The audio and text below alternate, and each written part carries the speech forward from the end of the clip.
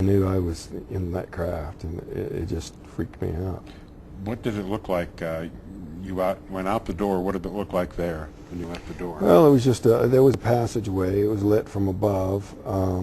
Just the whole upper surface of the passageway was glowing faintly. It was dim. It was dimly lit everywhere. Even in there where the light fixture was over me on that table, it really wasn't all that bright. It was kind of a glow. Yeah, and kind of a non-directional, very soft, low kind of a light.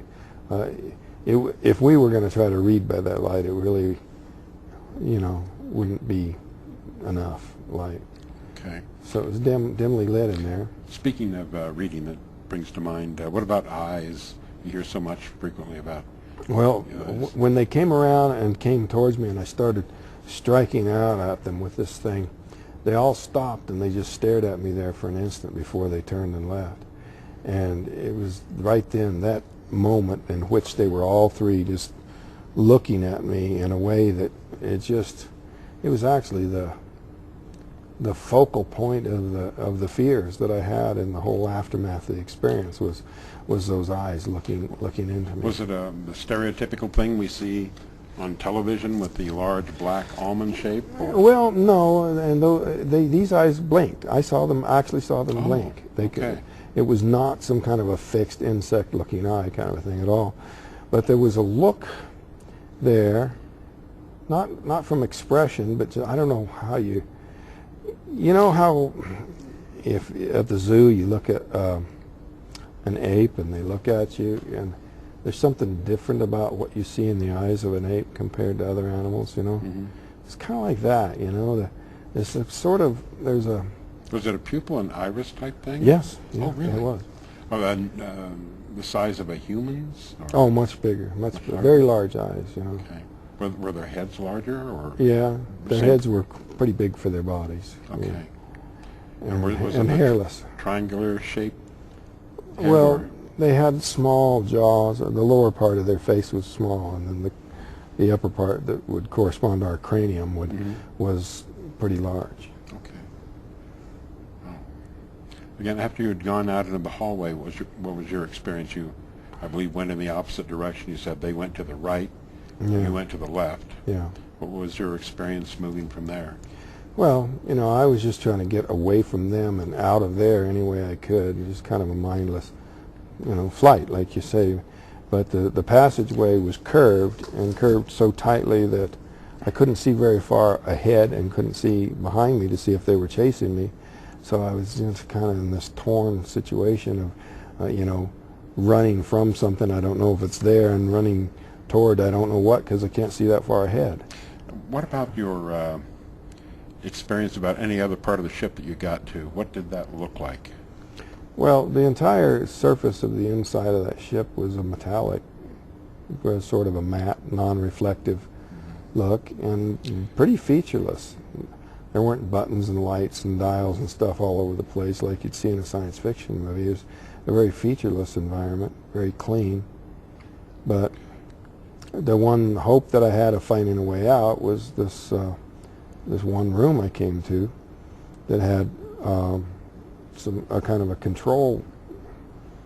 controls on a chair that I thought might, open a door or be a way out. Was it one of those stylized looking chairs? It was curved, sort of sculpted. Everything in that place was very rounded and sculpted. The doorways and where the walls met the floor and all that. Everything was rounded and smooth. But what did you do? Did you sit in the chair then, or? Yeah, it was really quite small for me, but I did move the lever, and it caused the star pattern to move. You could see the stars. Oh, well, they could have just been points of light. It wasn't like a window. It was like you could, like the stars were either projected on, or somehow you could see through the surfaces of the floor and walls and ceiling. So like a hologram almost. Yeah, some kind of a projection or a viewing method. Did that seem to respond at all to your moving the? Yeah, the lever caused that to move, but these other buttons, I was mainly hoping to open a door, and most of them didn't do anything. Some of them caused this little screen to change a little bit, but it was moving that lever that really, you know, kind of it was disorienting to have all those the star pattern move all simultaneously like that. So I resolved I wasn't going to mess with that anymore, and it was about that time that I somehow sensed that there was somebody watching me, and I turned to see there's what I took to be a human being standing in the door there. Looked like a person? Human? Yeah, a human, you know, dressed in a blue suit, uniform of some kind. Male, female? It was a man, okay. And he had a helmet on his head. But I assumed that, you know, this was somebody there to take me out of here, rescue me. So I went up to him and started, you know, trying to ask him where I was, and was telling him, there are these creatures in here, you got to get me out of here.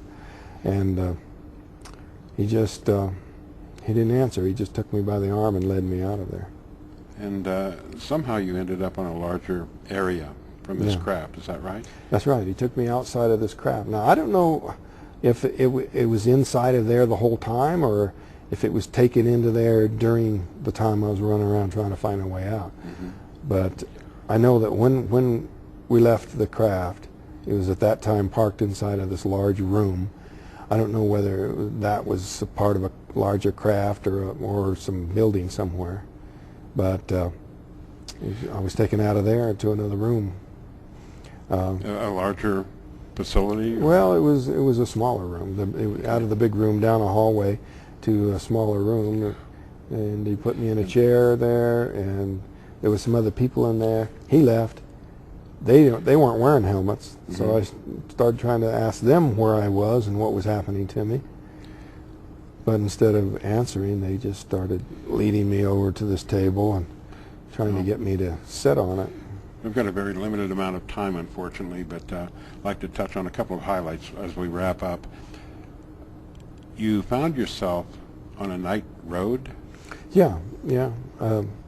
They put a mask over my face, and I blacked out, and I woke up on the highway outside of the town nearest where this happened. Disoriented? Or? Yeah, I came to pretty quickly, you know, and I saw the craft leave, and once I looked around, I knew where I was. And you know, I had a little pain left, but I was still pretty lucid, and saw where I was and ran down into the town. What was the time frame from the time you were taken to the time you returned?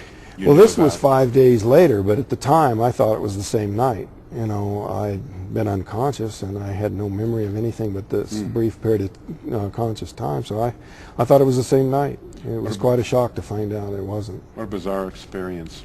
You've written a book. What is the name of that? Fire in the Sky, The Walton Experience. And the movie is Fire in the Sky. Yes. A tremendous movie, by the way. And you have a new book you're writing, is that right? Yeah, it's basically just an updated, a new edition of Fire in the Sky, The Walton Experience. And you have a website that you can share? Yeah, it's walton@cybertrails.com. Great.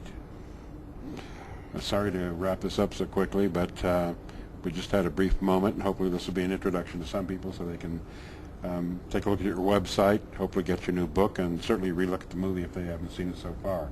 But one of the most fascinating UFO contact experiences ever documented, and enough sufficient information with a skeptical police department and townspeople that with the evidence there was no question an event took place. And good luck to you as you work beyond these things. Thank you very much. Thank you. Travis.